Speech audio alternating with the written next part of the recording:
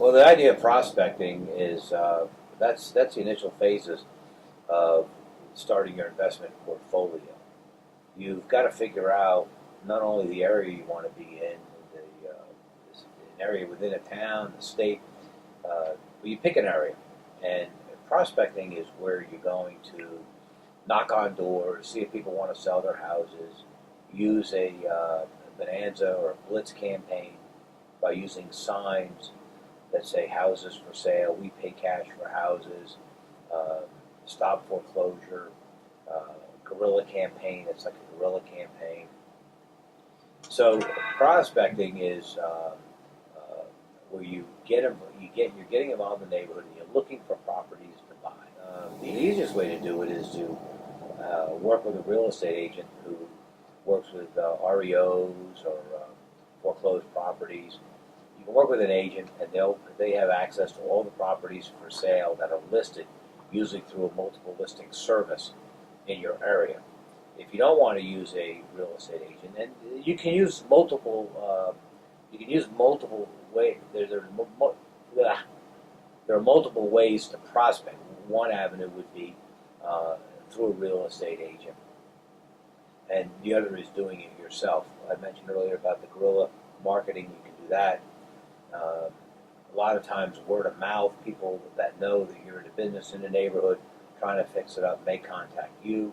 You can also look for boarded up properties. Uh, those properties are usually condemned. You can go to the city tax records, get the owner of the property's name, where they live, write them a letter, see if they're interested in selling their property. You can look for properties that have high grass, broken windows, properties that aren't maintained properly. Go to the tax office, find out who owns those properties, and then see if they're willing and wanting to sell to you. A lot of times, and this is a little morbid, but when someone passes away, a property will revert to the children who may live out of town and have no interest in a property. Nobody wants to manage a property from out of town, so that person may be interested in selling the property to you. They may not know the true value of the property. You might be able to get a pretty good deal on it. When you drive down the street, you can see properties that are empty, no curtains on the windows, no Venetian blinds.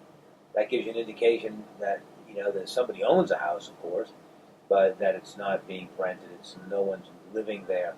Might be something that could be an opportunity for you to possibly purchase. Um, you can watch the paper.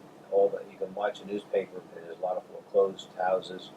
Usually, depending on the size of your city. In our town, there's usually 5 to 10 every week. I mean, there's usually 5 to 10 every couple of days in the paper of houses that are being foreclosed upon. You just watch them, and then you do your homework. You do your due diligence on those properties, see if it's worth your while. The key to a foreclosed property, and going to a sale on the steps, courthouse steps, is to see what's owed on the property. If you have a house that's worth $80,000 and the outstanding loan on the property is $75,000, the bank is probably going to bid in at $75,000 to get their equity or protect their equity on the property, and then they'll go through a process to try to sell the property down the road.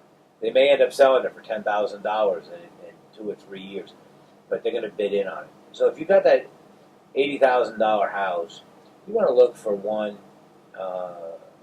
like that has a low mortgage, $20,000, $15,000, somewhere in that neighborhood. So there's a lot of equity. The bank may bid in at $15,000, $20,000, maybe not. You might be able to buy it at a really good price.